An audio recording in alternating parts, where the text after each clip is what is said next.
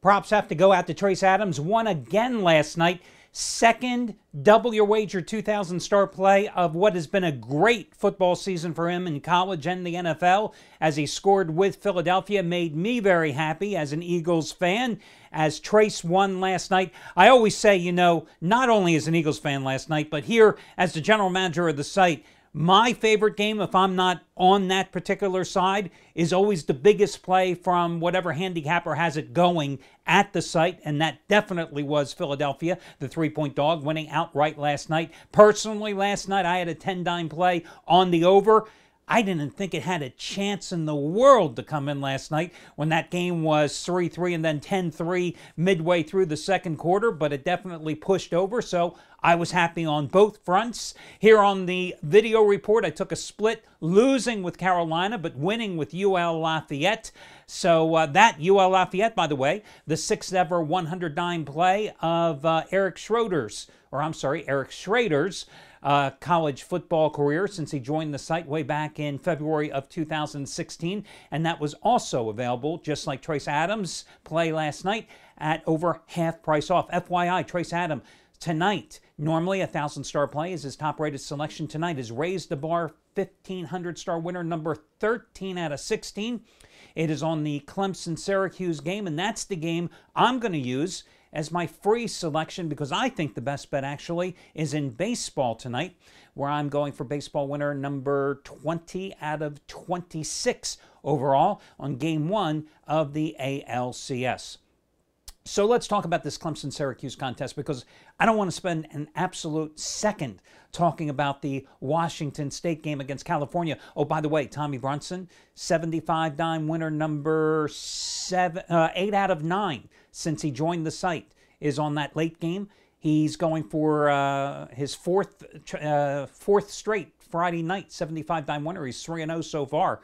That is also available for over half price off, and you can get the coupon code over on the homepage. So Clemson is up to a 24-point favorite in this game. It was 23 earlier in the day, but once everybody realized that the Clemson quarterback Kelly Bryant would be healthy and starting this contest, the line moved up a little more. Now, I say healthy, but that's a relative term, because he did sprain his ankle in last weekend's 28-14 win, but failure to cover against Wake Forest. Now, keep in mind, Bryant has had an excellent season. He is also the leading rusher for Clemson with 401 yards on 97 carries and 7 touchdowns. Now, this Clemson team has won 12 straight games overall on the road. They've won 11 in a row, no matter the location, dating back to last season. And it's a very balanced Clemson team offensively. Not as explosive, perhaps, as when Deshaun Watson was quarterbacking the last couple of years, but definitely a balanced team. They averaged 237.3 yards on the ground, 233.7 yards through the air. But it's the defense, as you have seen repeatedly this season, where Clemson just excels. In scoring defense, they're allowing just 11.3 points a game. Total defense, allowing 264.3 yards a game. Sacks, they're averaging a little more than 3.5 sacks per game. 22 sacks in 6 weeks. Just ask the Auburn quarterback, Jarrett Stidham, what he thinks about that defensive front for Clemson. Boy, and if you watched any of the Clemson games this season, you see how fast, how athletic that Clemson front four is.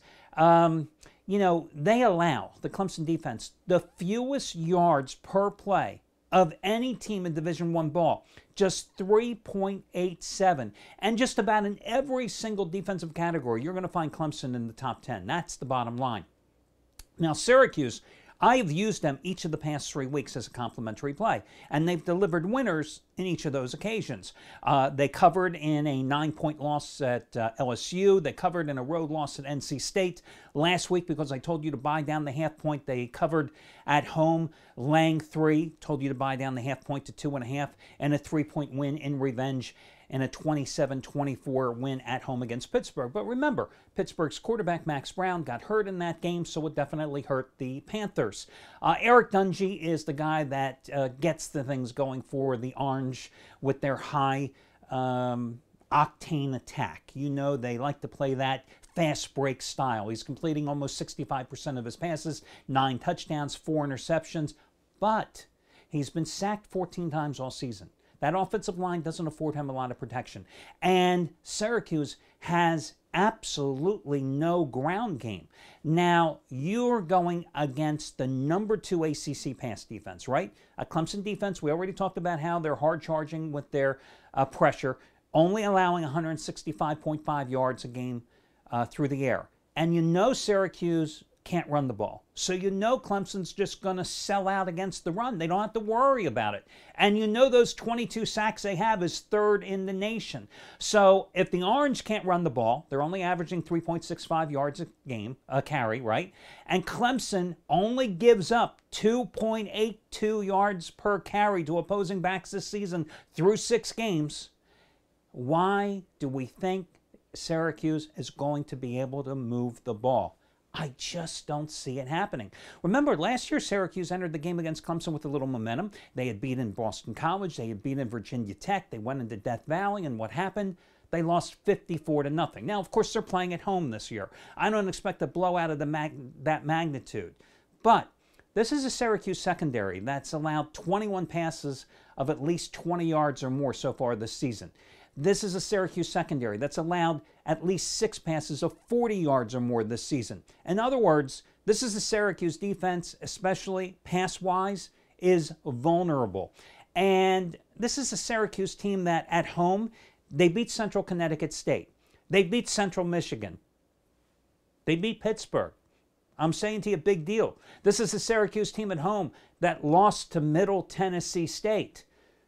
Clemson hasn't really played well since taking care of business against Louisville. I thought last week was a trap game against Wake Forest, and it turned out to be one. I think tonight you see Clemson take Syracuse out to the woodshed, and I like them to, oh, you can't pass up the pun, squeeze the Orange? What the hell? I think it's going to be a pretty easy win for Clemson tonight. Listen, I don't want to really be laying 25 points with anybody, 24 points with anybody on the road, but if I had to, I would do so tonight with Clemson. So that'll do it, guys, and we'll talk again tomorrow for the big Saturday card, 55 games on tap. I'll have at least 3 or 4 complimentary plays for you, and we'll do it again on Saturday.